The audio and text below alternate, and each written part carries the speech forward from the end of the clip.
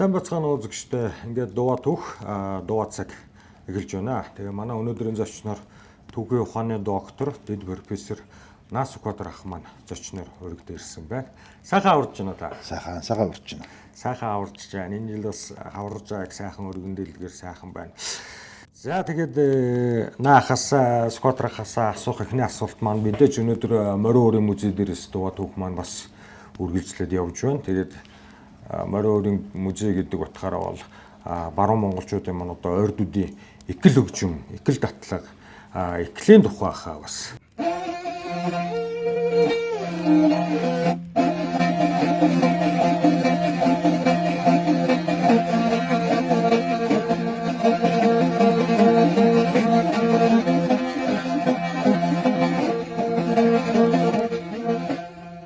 Ойрд монголчуудын олон зууны туршид одоо хөгжүүлж, авж тээж ирсэн хөгжим л дөө. Их амьд хөгжим. Ягаад амьд гэж үзэж байгаа юм бол эхлийн олон татлага байна. Эхлийн татлага бол бие билгээтэйгээ бас холбоотой. Тийм цогц ойлголт гэсэн үг байхгүй. Зөвхөн эхлэл хөгжмийг дангаар нь авч үзэж болохгүй. Эхлэх хөгжмийн их олон татлага байна. Тэгээ татлаганд нь таарсан бие биелгээ байна. За ингээд эн чин цогц. Тэгээд эхэл хөгжим бол мэдээж морин хуурын яг судлаачид тэгж хэлсэн би эцэг талын тий. Язгуур хөгжим гэж үздэгэ гэж. Тийм байж магадгүй. Эхлэх цэг юм тийм ээ. Яг ер нь судлаач тэгж ütсэн байна. Тэгээд их олон санал тавьсан байна. Би саналуудыг хүмүүс хэлжлээдэг л дээ. Их хэлж гэдэг юм уу янз янз юм. Энд өнөөдөр бол яг эхлийг хамгийн сайн хөгжүүлж байгаа газар бол мэрэгжлийн төвшөнд хөгжүүлдэг газар бол Оросын холбооны улсын Туваагийн бүгд нарийн тулс. Тэдний чатар бол яг мэрэгжлийн төвшөнд эхлийг маш өндөр төвшөнд одоо сонгодог хөгжим аяг шиг татах тийм хэмжээнд хөгжүүлдэг. Бараг академик төвшөнд. Бол маш хүчтэй.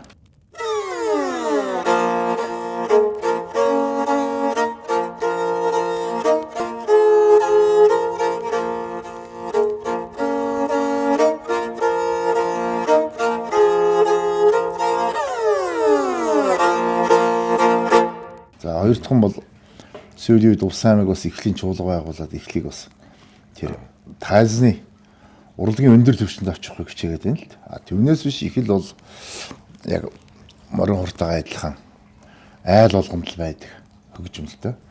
Харамсалтай нь соёлын довтлохоо гэдэг 1950-аад оноос явагдсан соёлын довтлохооны үед нэг эхлүүд айл болгонд байсан эхэл устсан юм байна. Ягаад гэвэл тэр соёлын довтлохоо тэр чинь гэр орны дотор нөгөө юута тулгатаа гэрмэл чинь ингээ бүтнөхөө тортог юм уу хоймор хавьд байдаг юм уу эхэл чинь нэг бөөлийг харлан байгаа шүү дээ. Тортог болсон. Тэгээ хамгийн ихэнд л явцдаг. Түүнээс биш бол нүүдэлчд ойрд монголчууд бол хуучин хөгчүүд хэлэхдээ бол нүүдлийн нөгөө нэг 5 тийм ээ нүүдлийн эхний юун дээр тэмэн дээр ихэл хамгийн хүндтэй байранд ачигтаад гэрт ороод гэрт ороод тавилга тавихад хамгийн эхлээ бурхны хэсэг тавиад тэгээд ихэл хажууд нь тавигддаг ийм л хүндтэй хөгжим л дээ. Тэгээд эхлийг бол мэдээж маш олон хүмүүс өөрсдөө ингээд татаад хуурдаад явцдаг. Айл болгоно ингээд эхэл тат гээл энэ орж ирсэн хөвгүүд багчуудыг бол ичээдэг. Одоо соёл руу ичээдэг тат чадах уу гэж гэх мэтэр ямар нэгэн байдлаар хүн болгоныг тэгж дөргөөдөг учраас эхлийг бол ингээд сайхан хэрэглээнд байсан юм л та.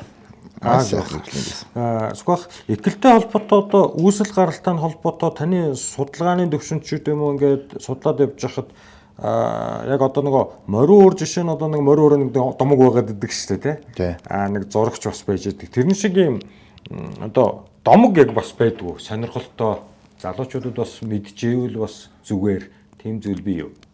Үгүй зүгээр эхлийн татлагуудын домог бол бүгд байна. Одоо ингээд жишээ нь эхлийн татлах дотор жороо морин, балчин хээр гэдэг ийм татлагууд байна шүү дээ. Тэр татлагууд нь домогтой юм. Тэрний цаад утга нь бол эхлэргээл холбогдно. Одоо жишээ нь балчин хээрийн татлах гэдэг татлах дотор бас эхлийн домогтой адилхан юм л та тэр. Балчин хээр бол нөгөө дайнаас ирсэн залуу нэг сүт бисквитийг одоо суухаар очсон. Тэгээд очиход чамааг би энэ хэр сайн ирвэ, ямар дайнд яаж явсныг би бас мэдэхгүй байна. Одоо чамайг чи одоо ингэ цай чанахын зур ингээд ийм сайхан морьтой, ийм сайн баатар иргэн бол тий.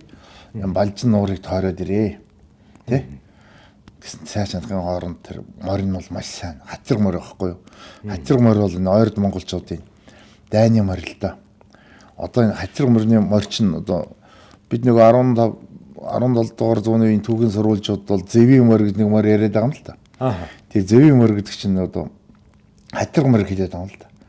Хатирг морийг тэгээд тэр сайхан хатирдаг морьтой хүн байсан. Тэр баатар залуу. Тэгээд морин дээрээ ингээд маш тэр уудаад арсан маш хүчтэй довтлогоо үзүүлдэг морь байна л да. Ихэндээ хамаг балаа багчих гэдэг. Бал баран гэж ярьж шүү дээ. Тэгээд шуудаатаа илс. Ингээд хойно ганцгалж аваад тэр нуурыг тойроод ирсэн. Ирэхдээ ингээд шуудаага цоолоод тэгээд хүчээ тэнцвүүлээд ингээд сайхан жиг татраад нуураа тойроод цай чанахын зур гэж ирсэн учраас тэр миний мөр ямар гайхалтай мөр вэ гэдэг.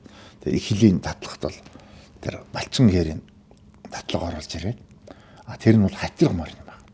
Хатирг мор гэдэг бол одоо ингээд би чи ихлийг асуухаар ихэл бол ингээд нойрд монголчуудын соёлын гүн үнцгэй юм багхгүй юу? Ихэл татаад ихлээр тэр бие даасан тэр татлагуудаа тэр татлагууд нь биелгээ явна.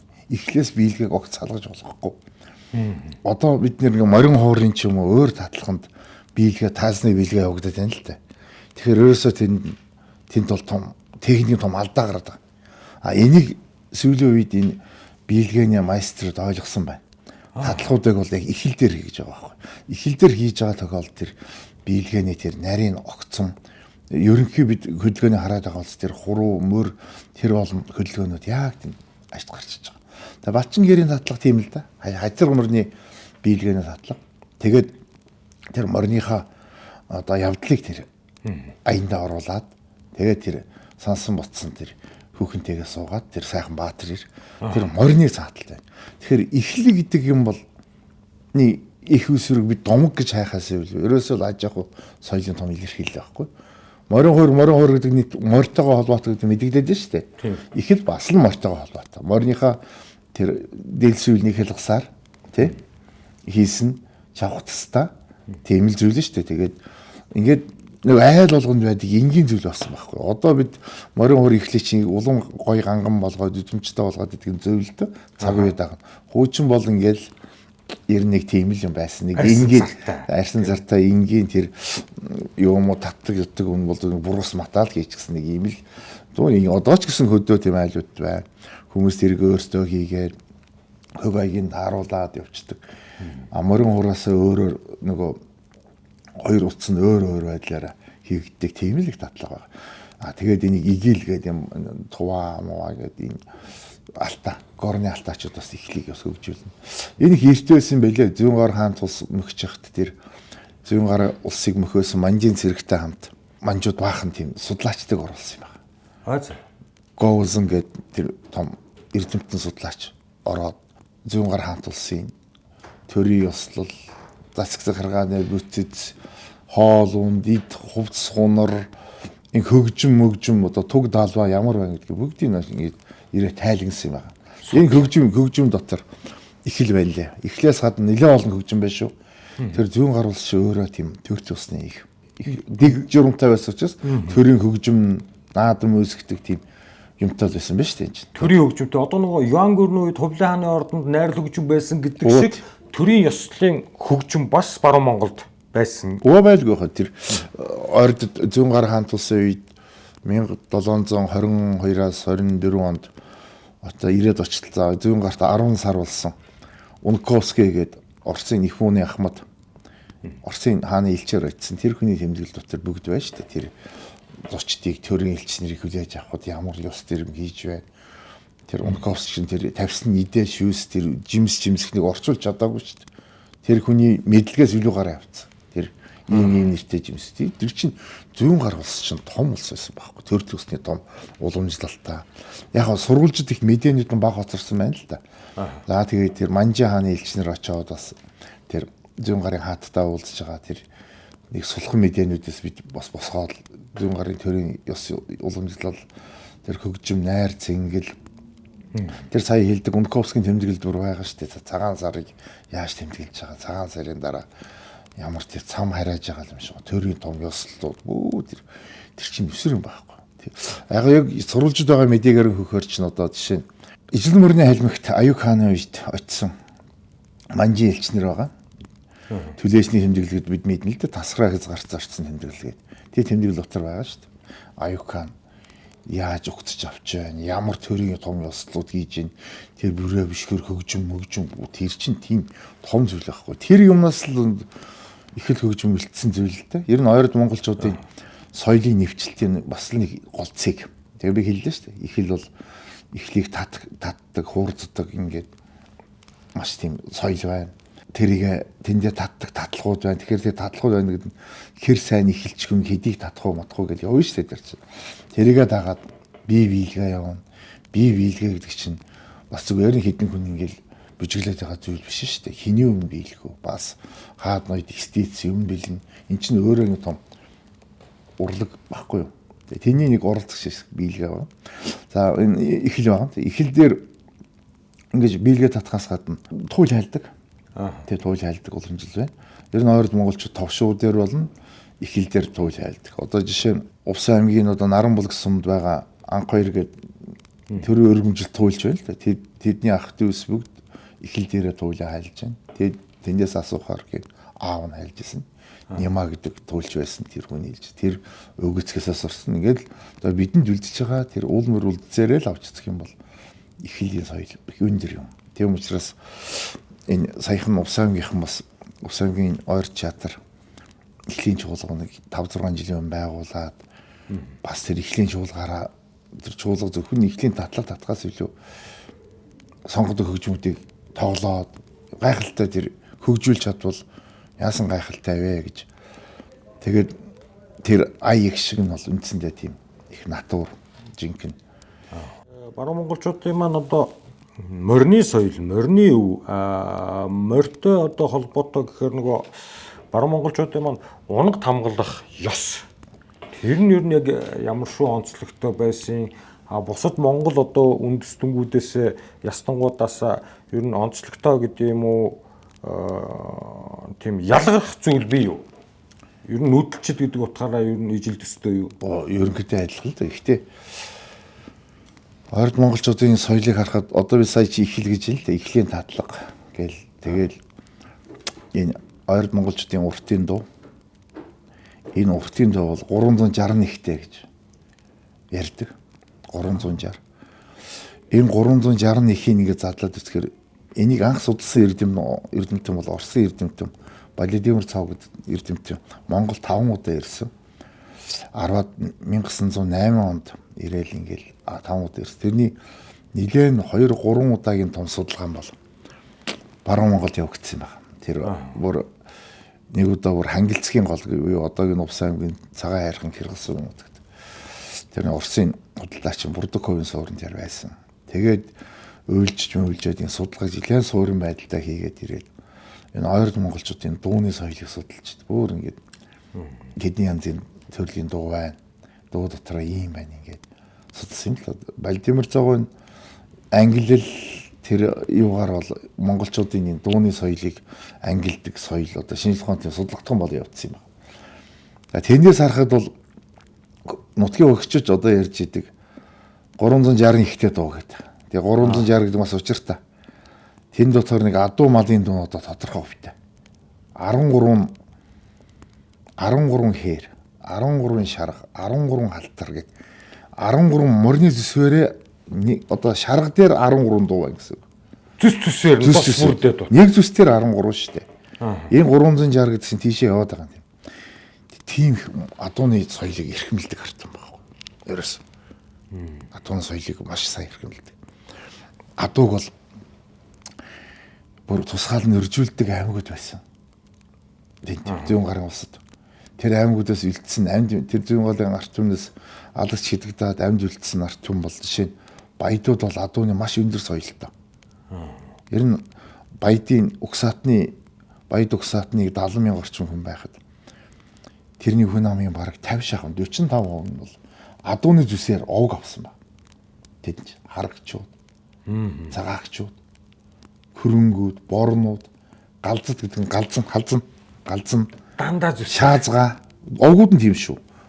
Борлууд гэдэг одоо борлууд овг нь бол баг 10,000 хүн амтай дотроо энэ овгууд.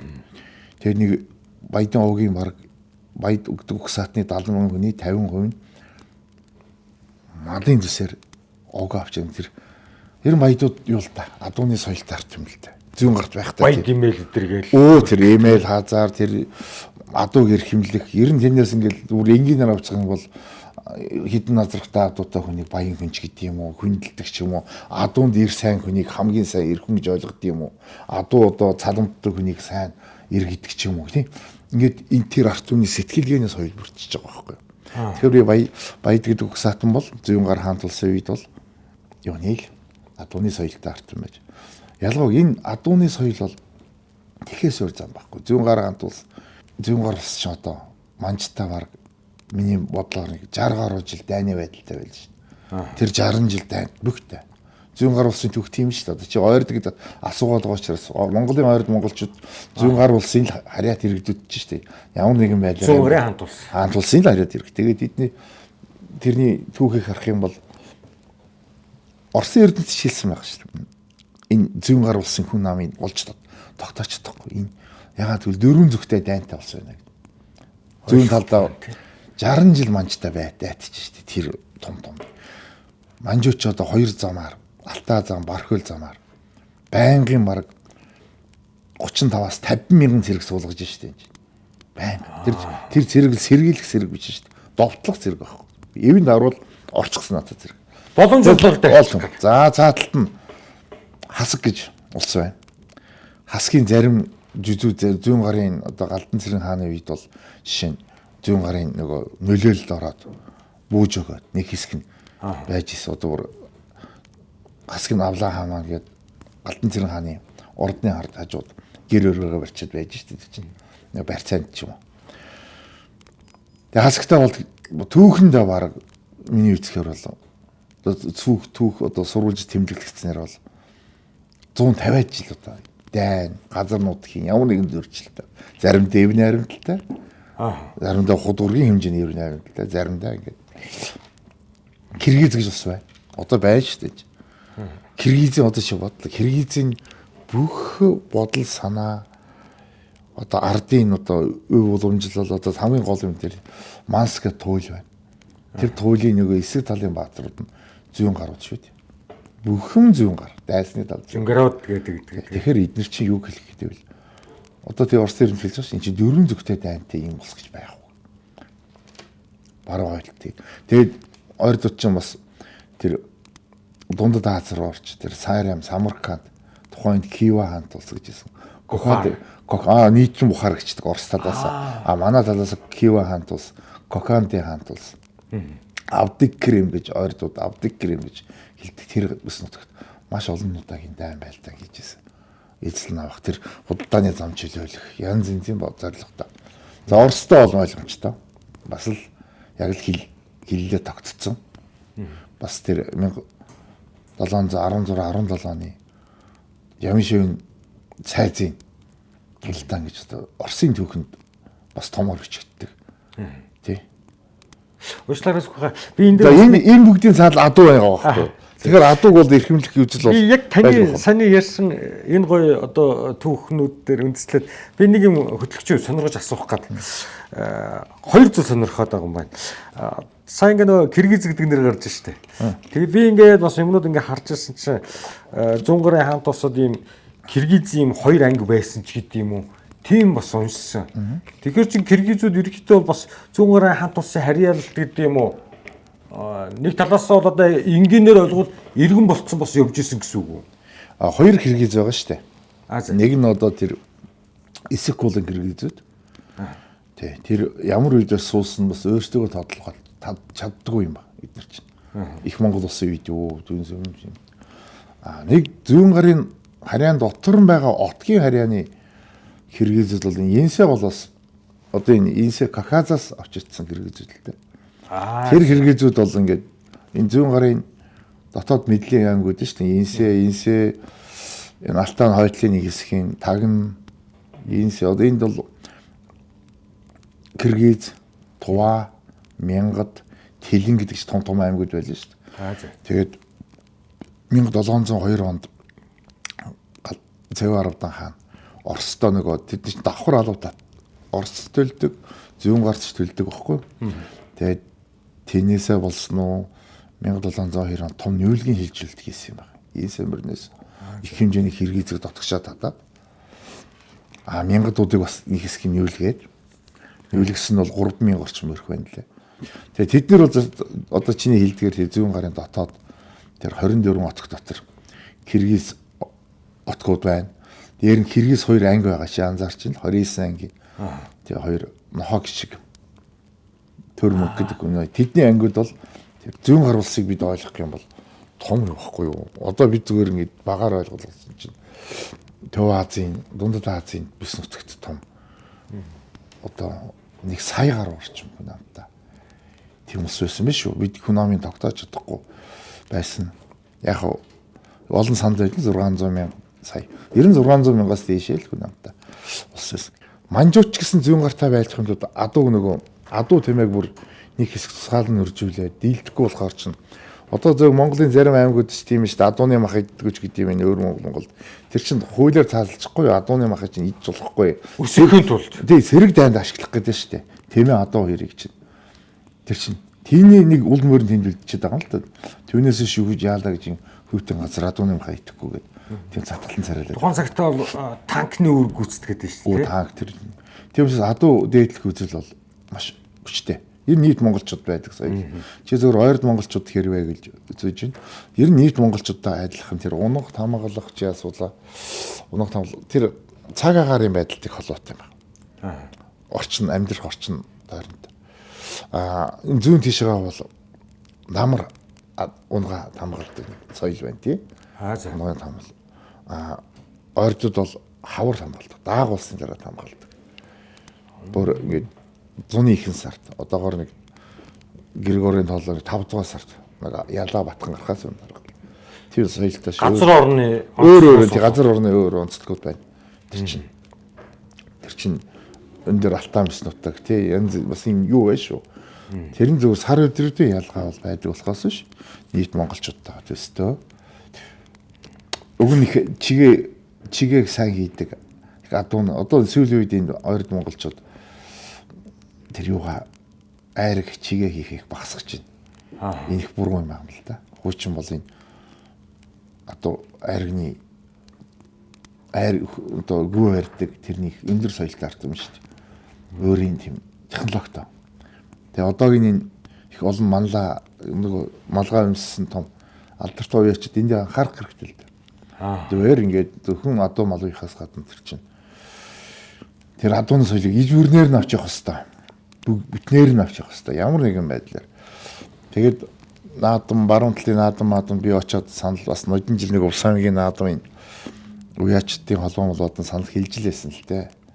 Та нар ингээд ойрд монголчуудын тэр уламжлал соёлыг ингээд бүтнээр нь аваа явъя гэж байгаа бол хуучин уламжлалын бас авч явах хэрэгтэй. Би хэдэн санал хэлээд байгаа юм. За нэгдүгээрт бол адууны сайхан зүс байна. Ойрд монголчууд өөрийг нэрлэдэг сайхан зүс байна шүү дээ. Энэ зүсээ хэрэглээч. Тийм ээ. Тэр зүсүүдийг хэрэглэх хэрэгтэй. Нас нэрлэдэг гоё ёс байна. Дааг, гунам, дөнөн, 5 насна гэдэг. 5 насна гэж байгаа шүү. Энэ сайхан их насна гэдэг. Ингээд энэ сайхан нэр цолын ёсоор хэрэглээч. 5 насныг манайх дуулан гэж бас хэлдэг л байсан. Гунам, дөнөн, дуулан гэд. Тэмээн дээр л хилээд илдэх шиг боллоо. Дуулан тэмээг 5 настай тэмээг. Энэ соёлууд юм. За 3 дугаарт бол энэ Монголын баруун талд нэг том морины соёл байгаа. Хатирга морины соёл. Энд чинь дайнаас үлдсэн ганц соёл нь энэ байхгүй юу? Хатирга морь гэдэг бол маш холж морь юм байна. Холж. Яг одоо 80-аад онд ч гэсэн би настайчудаас асуусан. 80-аад онд бүр тэр хурдан морины комиссийн ажиллаж исэн морьд бол хатирга морь яг морьд ч нөгөө тэр жилийн нөгөө туслангийн байдлаас шалтгаалаад хоолоор тавилуулдаг л да. Нэг гантай жил арай наанаас ч гэдэг юм. 22-аас 25 их настай адилхан зайнаас хатир морийг уралдуулдаг. Чи маш хол байна шүү дээ. Тэгээ хатир морийг чи уралдуулахдаа том хүн ундаг. Эмээлтэй хазаартаа унаа. Бүр давхар хазаар могт давхар хийн. Амгалж суурлна эмээлээр. Бас гайхалтай соёл шүү дээ. Тэр их дайны мор явж штэ. Чи утгыг даадаг.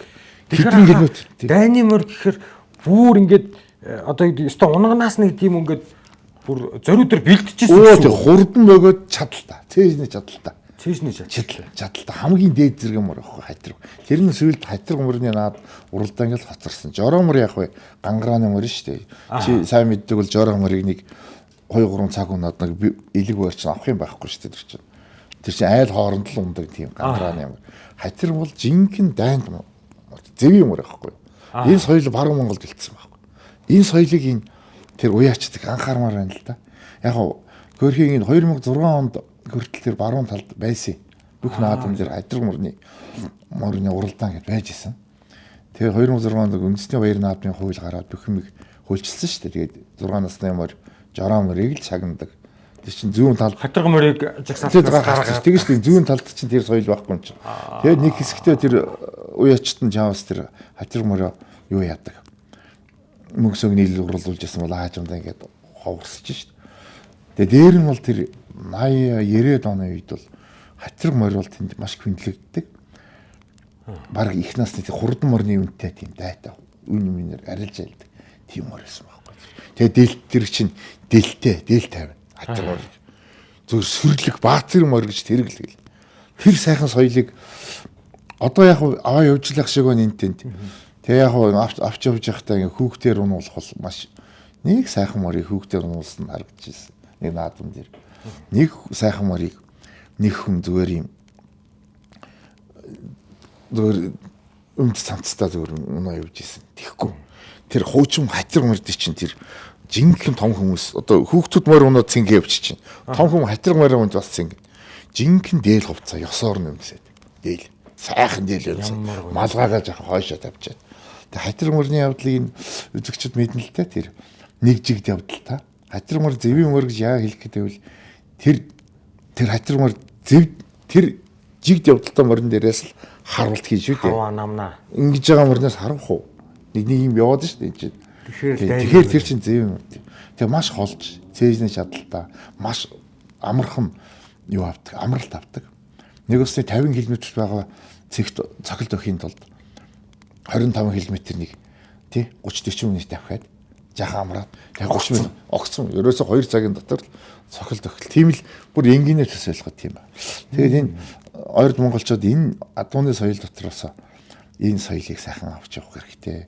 Тэгээд бас хуучин энэ би олон сумуудын наадмаар хальт үзээд яг хаа ингээд бас учир мэддэг хүмүүстэй сум байдаг л да.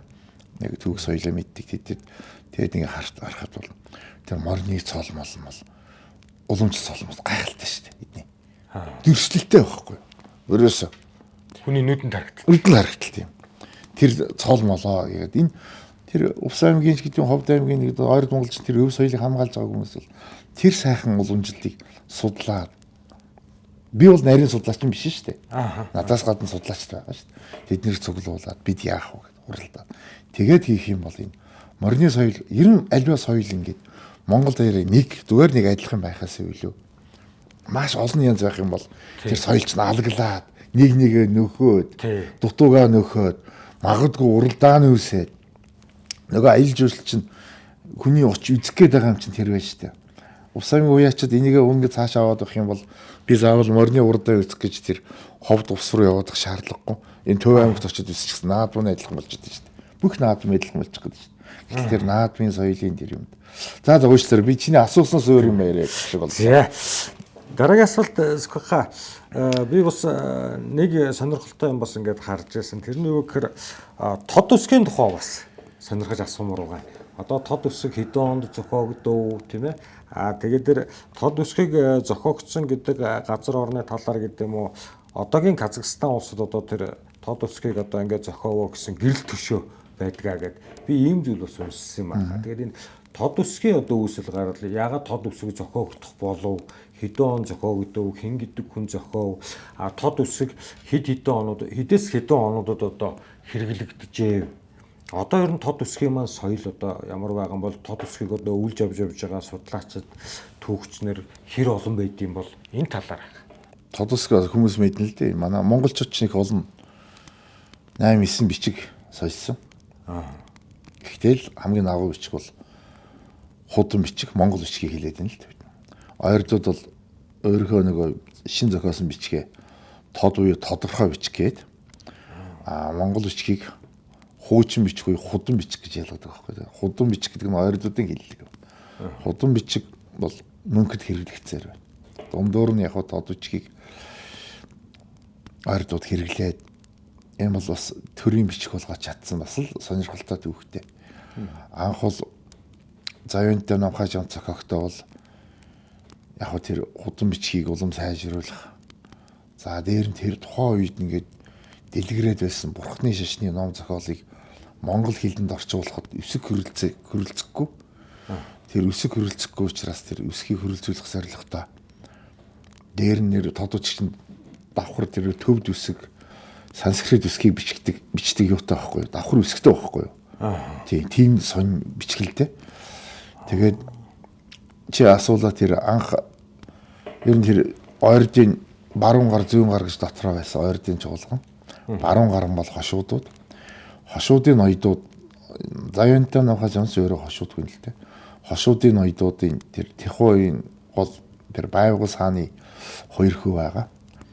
Очирт тайж, авлаа тайж гэдэг. Тэгээ авлаа тайжин тэр хүрэн дээр байхдаа тод үсгсэг болсон байна. Тэр газар нь бол одоогийн Тарвахтай ууланд байгаа. Тэгэхээр чиний хэлдэг тэр Тарвахтай уул хотоос хойжин бол Казахстан утгаар болсон байна. Тэгэхээр Казахстан тийм утхан тийм л өчтэй. Тэгээд авлаа тайжин дээр хөвлөж явахдаа 1648-нд тод үсгсэг болсон. Одоо 2048 онд тод үсгийн 400 жилийн болно. Бид бол яг ингээд Монгол улс 1958 оноос хойш манай нэртэй эрдэмтэн Эренчингой, Намнисрангой, Лувсан Балдан тэргүүтээ том эрдэмтдийн санаачлагаар 1958 оноос хойш яг 58 онд хийж чадаагүй. Тод үсгийг зохиосон Завьянтай намхай жамцын 1599 онд төрсөн байхгүй. 1 жилийн зөрөөтэй. Тэгээд 18-аар төгссөн, 9-ээр төгссөн оныг нийлүүлээд 59 онд анх тод үсгийн хойг тэмдэглэж эхэлсэн. Тэрнээс хойш Монголд 69, 79, 89, 2009, 2019 одоо ингэ байнга хийж байна. Тийм сайхан бичгтэй. 90 зүүн гар улс бол тод үсгийг бол маш сайн хөгжүүлсэн. Тэгээ тод үсг бол өөрөө тухайн үед зүүн гар улсын 17, 18 дугаар зууны үеийн энэ дэлхийн улсуудын хоорондын хэрэгэлдэг бичиг болсон байхгүй юу? Яагаад гэвэл тод үсгийг уншдаг Оросын хаанад иргэд тийм тэднийг тод үсгийг уншиж орчуулдаг баг байсан. Манжи хааны дэргэд бас тийм баг байсан. Бүр хүрээлэн маягийн. Тийм. Бид төвдөөс бичсэн Манжи хаанд бичсэн нэг удаагийн загтал нэг л загтал бидэнд байна л та. Олон загтлаас нэг л болцсон баг. Төвдөр бичсэн баг. Киргизийн ноёдууд орос руу бичихтэй тод үсгээр бичнэ. Манжид бичсэн загтал байна. Тэг Курбан хашгаа гэдэг хүний бичсэн тод үсгийн загтал байна. Хасхийн Авлаа хааны Манжи хаанд бичсэн загтлууд бүгд тод үсгийнх байна. Тэгэхээр юм бичих чинь амар бичих байгаа үстэй. Тийм байна. Ерөөсөө тэгээ зүүн гар улсыг чинь бүр мөхөөсний дараа Манжи хааны ордонд 1783 онд санагдаад 78 он жилүү 1700 тэрнээс хойш бараг 30 жилийн дараагаар 8 хүнтэй бүр тод үсгийн сургууль байгуулад Манж тод үсгийн тод бичих хийсэн.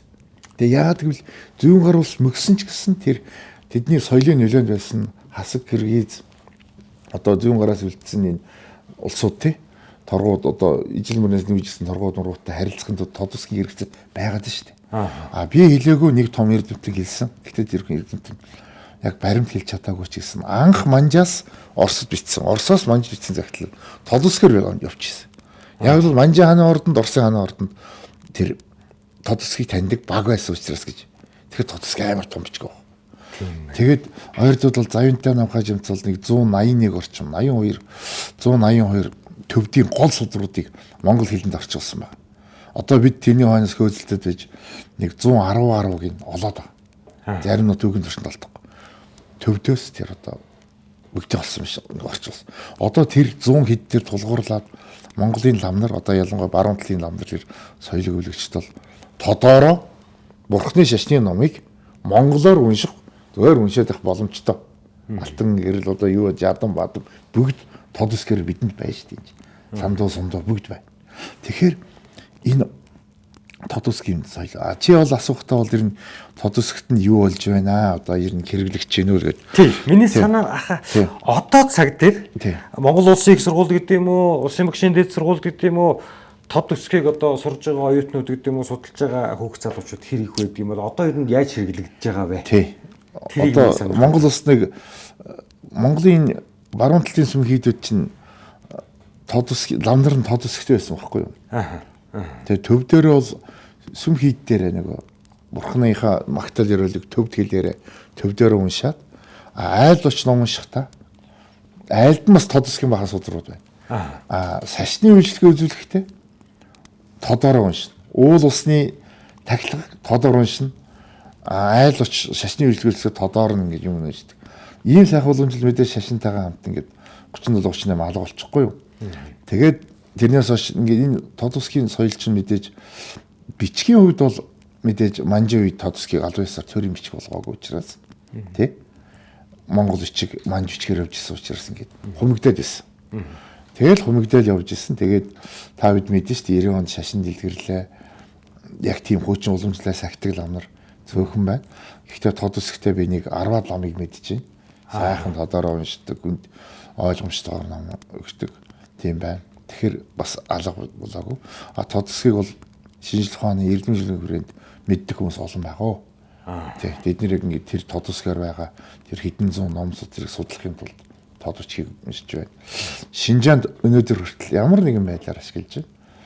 80-аад оноос эхлээд Шинжааны зарим сэхэтнүүд ерөөсөө юу вэ? Өөр Монголтойгоо адилхан худан монгол бичгтэй бол ёо ингээд худан монгол шилжчихсэн юм байна. Тэгээд тод үсгийн соёлын бичиг болцсон. Гэхдээ Шинжааны өдрийн сонин одоо хүртэл тод үсгээрээ гарч байна. 2026 онд. Гарч байна. Гарч байна. Өөрийн солмон гэдэг сэжгэл гарч л байна тэнд. Тэгээд тод үсгээрээ байна гэж чинь. Тод үсгч аюултай байхгүй нэг одоо ойрд монголчууд өөр их хил аялга бүхэм тэн дотор байгаа байхгүй. Тэрс зэрэг хайж болохгүй. Халимгүйт 5 дугаар анги хүртэл тод үсгээ заасаар л байна. Хичээлээ тэнд. Тэгээд бүх хаяг маягууд бол орсоор тод үс халимг кириллээр тод үсгээр Шинжаан ингээд байна. Баруун Монголд яг би юмнээ хэлээ тэр нэртэй эрдэмтэн Өвөр Монголын эксклэн профессор Таяа гэж Шинжааны эрдэмтэн л дээ. Тэгээ Увс аймагт анхудаа ирчээ чоччлээсэн. Үгүй та нар ч одоо Увс аймгийн ард түмчин зүүн гар улсыг хойж өстэй. Ойрдууд өстэй ягаад тод үчгээр байгаа хаягаа харагдахгүй гэж. Тэр амар том сануулга гэсэн л дээ. Би бол ичхийн дээдээр ичиж зовхын дээдээр зовсон. Тэгээд тод үчгийн талаар ингээл улс юм хийсэн болоо л байгаа л да. Увс аймагт одоо тод үчгийн хөшөө байгуулсан бид нэр. Тэгэхээр манай их хурлын гишүүн Батнасан зэргүүтэй хүмүүс бидний хэлж байгаад санаа оноогоо нэгтгээд ховдөг сургуулийн урталд завэнтаа навхаа зөв хөшөө байгуулсан. Тэг бид дурсаж шít. Дурсаад тэгээд ховдөг сургуулийн хаяг маягийн ховдөг сургууль гээд тодороо үед ямар ч гэсэн. Тэгээд нэг хүмүүс гэхдээ тод үсгийг бид соёлын энэ дэр төвшөнд авч явж байгаа. Соёлын өв гэдэг утгаар.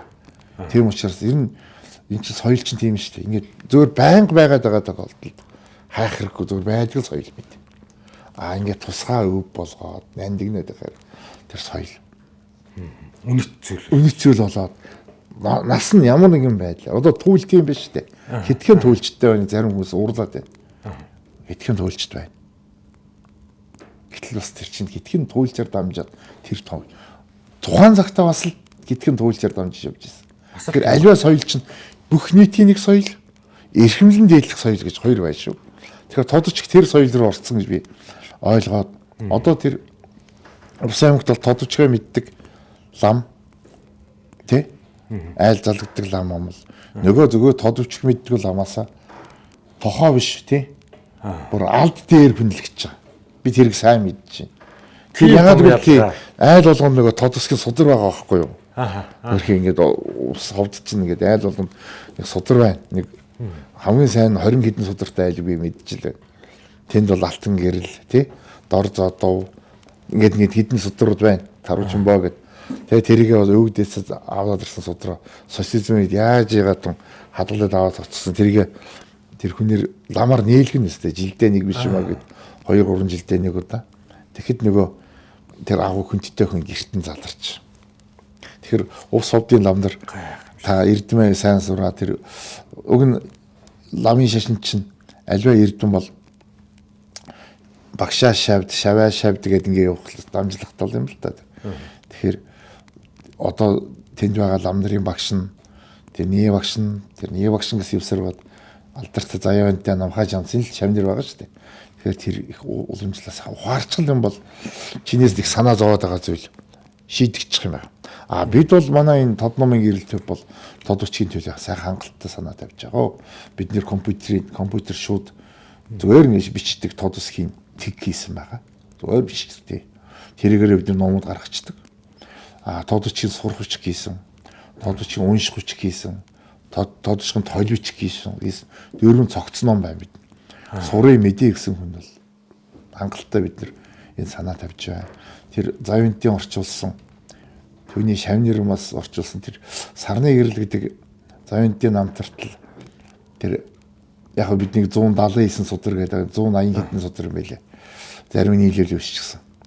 Тэр судар тэгээ завинт шавнырын битсэн нэг 30-аад орчуулсан 30-аад судар гэдэг тэр баг ингээл 200 гаруй судар номны хойноос бид санаа тавьж байна, хайж байна, ирж байна. Шинжаанаас хайж байна, Орсын халимгаас хайж байна. Одоо бол бид мэдээлэл нэгт 100-аад цог олцсон. Тий бид олоогүй. Одоо халимгийн эрдэмтэд Шинжааны эрдэмтэд цуглуулад за бид энэ тэнд зарим бид Монголоос нэг 65 орчим алсан байна. Тий. Тэрийг бол санаа тавьж байгаа нэг хэлбэр л дээ. Тэгээд ер нь тодорчгээ эрх хэмнэлдэг. За уншдаг, бичдэг бол бүр сайн. Эрх хэмнэлдэг, дээдэлдэг, шүтдэг, судар номын хадгалдаг одоо ингэний бол тэр хүн бол бас үндэсний өв соёлд маш том гавьяа байгуулж байгаа этгээд шүү тэр. Тэр хүн бол өөрөөгөө бас би бол ийм агуу ер нь тийм хүмүүсийг бас нөгөө бус хүмүүс бас хүндэлдэг л дээ. Тод өсөх манайха одоо юу гэдгийг Кирилл өсөх 35 өсөхтэй гэдэг шиг хэдэн өсөхтэй гэдэг. Монгол өсөхтэйг адилхан. Тэгээ 28 өсөхтэй. 28 өсөхтэй. Тэгээ ингээд сайхан. Яг тод Монгол өсөхийн зарим өсгүүдийг ингээд жишээ нь одоо гидс бол Монгол өчгөнд бол гэд дөрөв адилхан тэмдэглэж шүү дээ. Гэвийн дунд тэгэхэд бол тод өсгөхт дөрвөн янзаар тэмдэглэж байгаа. Тэгээ тодорхой байхгүй юу? Тийм учраас тэгэд багатуур гэд урт авиг тод өсгөр удаан гэдэг юмар тэмдэглэн баатар гэж шүү биш ч. Тэгээд тиймэрхүү юм. Маш гоё мэдээ. Тэр Монгол өчгөөс хойш 400 жилийн дараа нэг шинжлэх гэсэн ордлого хийсэн байна шүү дээ. Тийм учраас тод өсгийг бол ер нь өсвөр насны залуучууд одоо сайхан залуучууд хөгжиж шүү. Өөрийгөө удирддаг би бол үндэсний өв соёлоос энийг авч явна. Ер нь яванд үндэсний гой сэхэднүүд төрөх юм байна одоо. Тэд нэр бол ингээд тод өсгийг дагнаас судлаад сонирхоод тод үзээд тий тодороод анжаа төвд рүү ороод ингээд тийм хүмүүс их таарч байна. Би бол бас чи бол анх асуулт асуухтаа жан гутран асууж байгаа бол би бол одоо сонирхолтой буюу би бол жишээ нь одоо юу гэдэг яг сайн надад төрсэн сэтгэл эмоц бол үнэхээр ингээд маргааснаас баг ингээд тод үсэг сурчлээ. За баярлалаа. Вэг гэдэг. Надад тийм гоё мэдрэмж сэтгэл төрж байна. Ер нь гайхалтай тэр тод үсгээр тэр ганцхан шашны зохиолууд биш шүү дээ. Тэр бүхэл юм байна. Сая бид нэр Ховд аймгийн Манган сумаас Өндөргийн Занозрын намтрыг тод үсгээр бичсэн намтрыг олоо хэвлүүллээ. Бас л гайхалтай байна шүү дээ. Ингээл хайхал шинээр юм олдоод байгаа байхгүй юм чинь. Олдоод байгаа учраас тэгэл бид нэр өөр энэ ганцхан одоо би бол төгч хүн яг энэний хойноос хөөцөлдөг нэг 10 судлаач байсан ч гэсэн нэг тохон шүргэлцэхгүй судалгаа хийхээр байгаа шүү. Энийг бол залуучууд бас анхаарлаа авах хэрэгтэй. Тий. Гоё наха. Дараагийн асуулт бурхны шашны гэдэг юм уу? Одоо бид нар бол залуучууд ингээл янз бүрээр ингээд бурхны шашин, шарын шашин, зовхон шашин ингээд их олон нэр томьёо сонсоод яваад байгаа. Тэгээд миний ойлгосноор бол одоо Төмдийн Алтан хаан буюу одоогийн Хөх хотыг нөгөө Байшин хот гэж байхад нь гэдэг шиг Төмдийн Алтан хаан гэдэг хүн ингээд Монгол шарын шашин одоо дэлгэрүүлсэн байх гэсэн ойлголт нэг нийтлэг байдаг. Гэтэл би бас саяхан бас нөгөө нэг FM сонсч ирсэн бурхны одоо шашны ламнар ингээд хурал хийж илээ. Тэгсэн халахойр хоёрд маань болохоор цаг хугацаа он дарааллын хувьд баруун Монголд маань халахад дэлгэрхээсээ яг 10 жилийн өмнө төрүүлж одоо зүүн гарын хаан тус буюу ойрдод одоо дэлгэрсэн юм аа. Энэ бол ингээд судалгаагаар нотлогдож байна гэд нэг лам хүн тийм одоо семинар юм уу хурал зөвлөгөөн дөр ярьж илээ. Тэгэхээр би нэг яагаад асууж байгаа юм гэхээр шашны хувьд одоо энэ төрүүлээд одоо баруун Монголд энэ шарын шашин одоо дэлгэрд явсан гэдэг нь одоо яг баттай суурьтай тийм зүйл байдгүй баха. Энэ талаар асуух гэсэн. Эсэргээр юм. Тий. Төмдөд тэр Төмдийн Алтан хаан шашин зөөр 1 жил 1578 авцсан биш л дээ. Тэрнээс өмнө нэлээд нааш цааш явуулцаад. Тэгээд чавчаад гэдэг нэртэй газар сүм байраад. Тэр чинь тэгэхээр сүм байрна гэдэг чинь бас 1 жилийн ажил болно дээ. Тэгээд 6 төм Монголын голлох ноёдууд тэр зарим ноёд нэрээг бол илч төлөөлөгч нь очоод бурхны шашныг олон ёсоор хүлээж авсан. Тэр онтоо сартаа. Дараагаар бол халах Монгол дэлгэрсэн шашныг бол энэ Эрдэнэ 100 хэд баригч чиглэснээр л шашин тэр 1587 оноор яриад байгаа юм л. За тэрнээс хойш бараг 20 гаруй жилийн дараа 30 жил болж болно. Ойрд дэлгэрсэн юм байна. Тэгвэл эсэргээлээ. Эсэргээ тий. Тэр ойрд дэлгэрсэн цаг хугацааг бид 200 он хэлдэг. Нэг нь бол 1607 он, 1616 он гэдэг. 1607 онд ойрдын зарим аймагт шашинд ороод одоо мэрэгэн тавина гэж торгуудын ноён. Ойрд 4 орчин 4 том аймагаас бүрдэж байгаа шүү дээ. Торгууд аймгийн ноён мэрэгэн тавина хөвгээ лам болгоод төвдөд шавжуулсан ба. За 1616 он бол түүхийн сурвалж их тодорхой ойрдуудад. 4 ордын чуулганд тэнд одоо яг 32 ноён сууж исэн. Чуулганы ахлагч байбагаас бол энэ бурхны шашныг авъя. Хүлээж авъя. Тавигдаа санал нэгтээ шийдээд тэр 32 ноён нэг хөөгүүнээ лам болгоод. Тэр чин одоо ярих жижигхэн сул медиа болов чин амар том актууд гарч штэ тийм цаана. Бүх лам бүх тэр 32 л орж байгаа юм шүү дээ чинь. Орсон учраас хөөгүүдээ лам болгож байгаа үедээ чинь. Тэгээд тэр байбагаас гэдэг ноён нэг хөөгүүд нь том болцсон байсан учраас тухайн үед 16 настай тэр завинтай намхаж амцыг асарч өөр дээр өрчилж аваад өөрийнхөө хөөгүүдийн өмнөөс лам болгосон байхгүй. Өргөмөл хүн. Тэгж шашин дэлгэрсэн түүхтэй. Тэгээд ноёдын 32 ноёны хүү, нэг хүү, жирийн ардын 200 ардын нэг хүү ингээд бүгдийн төвдрөө болоод. За тэд нэр ингээл зарим 10 жил болоо, зарим 20 жил болоо ирсэн. Тэгэл ойрдод шашны хүчтэй дэлгэрсэн. Тэгээд 1640 оны их цаазаар албан ёсны шашнаар зарлаад хаалгач дээр ойрдч дээр ялгаагүй. Тэгээд тэрнээс хойш одоо бөөмөө шүтжүүлэхгүй, бөө шүтсэн хүнийг тэгин бөө удгам зайрн өрсөн хүнийг харсан хүн морин ав гэдээ бүр ингэ тогтооцсон. Торгон тэгин. Тэгээд хүчээр ингэ шашин дэлгэрсэн. Гэхдээ ер нь Монголын өөр монголч бай, халах монголч бай, ойрд монголч бай. Энийг бурхны шашин хүлээж авах цаганжуулсан байх. Тэгээд энэ жоохон үдэл сурталтай болъё гэдэг. Шашин чинь дагаа том үдэл суртал байна шүү дээ. Тэрийг аваад ингэ явсан. Ойрдод бол тэр 1616 шашинд орохдоо бид мэдж байгаагаар сурвалжид байгаагаар бол ихтэй авсан байна. Өөр Монгол, халах Монгол жаахан юу байна? Шашинд орохдоо бас зөвөр одоо хойноос нь харахад нэг том ноён бол бас нэг төвдөөс нэг том хотгтыг залж авчрах маягтай. Улааны урсгалж орж ирээд л шарын урсгалж орж ирээд. Одоо цогтойж тэр үед нөгөө шар улаан гэж яриад ин чинь. Улааны тал. Ойрдод энийг ингээ харж байгаа хожим нэг 30 жилийн дараа гарахтаа их сайн бодож авсан шүү дээ. За шарын урсгал авна. Зөвхөн шарыг ав.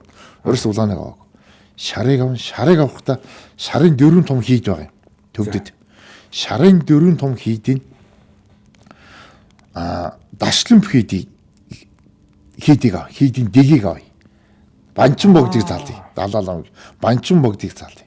Дашлимп хийдийн. Тэгээ бүх хийдүүдийг одоо ойрдын бүх хийдэд раш салгаатай байхгүй. Даш гэдэг нь рашлимп буюу рашлимпийн дигээр ус учраас одоо энэ ховдын улсын бүх хийдүүдэд раш салгаатай. Шинжааны халимгийн бүх раш салгаатай. Тэгээд дашлимп хийдийн тэр хуралдаг тэр дэг жайг дотроо бас тэр гомон дацангийн жайг авъя. Тэр хийдийн жайг гэж байна шүү дээ. Яаж ном эхлэх вэ? Яах вэ? Тэгээд эдгээр чинь нэг жайг нэг дэгтэй. Тэгэд ойрдод шашны дотоодын төвчл гараагүй. Тэгэхээр энэ альва юу гэж нэг төрүүлж авах бас эрсдэлтэй байна тий. Ингээд харж байгаа алдаад авсан. Ойрдод ажиглаж авсан болов уу гэж харж байгаа. Тэгээд сүүлд бол эн чинь их том зөрчил болсон л да. Галдан бошгт яг цэвэр шарын лам бай. Ойрдод ерөөсө цэвэр шарыг одоо шүтэж эрхэмлэж авсан. Галдангийн зарим үед одоо энэ дэр гэгэнтэй одоо маргалдаж мэтгэдчихсэн зүйл бол тэр шашны урсгалуудын тал тиймэрхүү юм байна. Зөрчил байсан. Яахан зөрчил одоо тэр. Гэхдээ манай Хөрөлбаатар багш над хэлж ийсэн. Галдан бошгтыг халахад увталж яхад бол 13 хийдэл байсан. 13 хийдийн нэг нь одоо хинтийн нуруунд байгаа Балдан Бэрээвэн хийд бол цэвэр шарих. Бусд нь ингээд ер нь улаан талдаа. Гэхдээ улаанаас шаарлах талдаа. Яванда халахын бүх хийдүүд ихэнх нь шарлсан байхгүй юу? Шар тал руу гаас. Тэгж Хөрөлбаатар багш надад хэлж ийсэн. Тэр ном бүтээлдэн тэр юм бичээтэй байдаг байхаа би үтсэг. Зөвхөн амьдаар ярьж ах тиймэр би асууж илсэн баг. Одоо эрдэмтэн хүнтэй таарал бол аль болох юм асуугаад медиад авах санаатай л асуухад. Тийм учиртаа тэрнийг 13 хийд мэдээс өөрөө л хэлсэн шүү. Тэгээд тийм ч байж магадгүй, үгүй ч байж магадгүй юм. Би тэрний дагуу би бас тэр шашны тийм том судлаач бас биш. Өөрөө бас улс төрийн төв судалдаг хүн байна. Банчин богдыг ингээд дагсан гэдэг чинь шүү дээ. Гэтэл одоо юу гэдгийг банчин богдын тэргүүлдэг хийдийн дэг жигийг дагсан. Авсан юм тий. Тэгээд одоо тэрний нэр ус тэр сургаалыг юу гэдэг юм л та дэг сурлага гэж хэлдэг юм л та. Тэр хийдийн дэг сурлагыг авсан байна.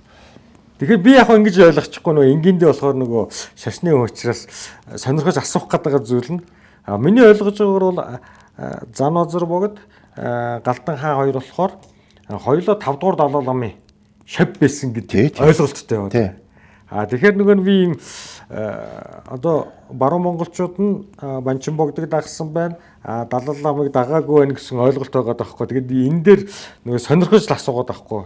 Тэгэхээр нэг гэсэн үгүй. Анх шашныг авах та тийм. Тэгээ банчин богд далай лам чинь адилхан л шүү дээ. Тэмтэй нэг л шарын ламнаар авахгүй шарын урслал ламнаар. Шүтэх юу яах нэг тиймэрхүү юм байсан. Гэхдээ одоо галдан бол эхлээд банчин богдын шаваар очсон юм байна. Тэгээд банчин богд тэр дүрн нас бараад тэгээд далай лам дээр ирсэн. Тэгээд иймэрхүү. Би галдан дээр анд орж ийнэ, заяант дээр анд орж ийнэ. Уучлаарай. Нэг тиймэрхүү. Тэр адилхан. Хиний одоо тэр чин заяантай ч бай, галданд ч бай, өндөр гэгэн ч бай, эн чин халахын том ноёдуудын хүүхдүүд байхгүй юу? Нөгөө тал төвдөж гисэн маш хүн итгэлтэй хүлээж ав. Эднэр тусгаалan том багш нар шавар уулж тусгаалan тэр үйл явц явагдсан шүү дээ. Энэ Монгол төвдийн харилцаа дотор манайх бол маш хүндэтгэж төвдийг хүндэтгэж харилцаж өндөр түвшинд чухал байдлаар харилцаж төвдөж хариу буцаагаад монголчуудад харьцах хандлага маш өндөр түвшний. Зүгээр нэг доогоор нэг лам аваар гэж дандаа далай лам банчин богд тэр их түвшинд л тэр суралцагчдыг хүлээж авдаг тийм зүйл байна.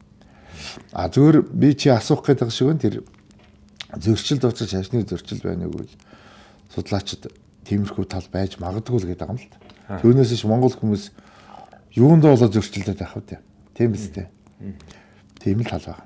Тэгэл сүүлд бол тэр алх хоёрын хөрмөлцрийн шалхын хөрмөлцрийн жуулган дээр гарсан гол хэрүүл зарга одоо хоёр тэрнээс хойш 1686-аас 88 бол жилж байгаа 2 жилийн дотор гараа загаа зүйл бол Галдан бошгтоос далай ламын элчийг хүндэтгсэн гүгс нэг юм гараад байгаа байхгүй юу. Тэгэхээр тэр юуны талаас нь суулаа гэдэг. ойрдын талаас бас нэг жаахан халахуудаа нэг буруу шахдаг шашны нэг буруу шалт юм байсан үгсэхгүй.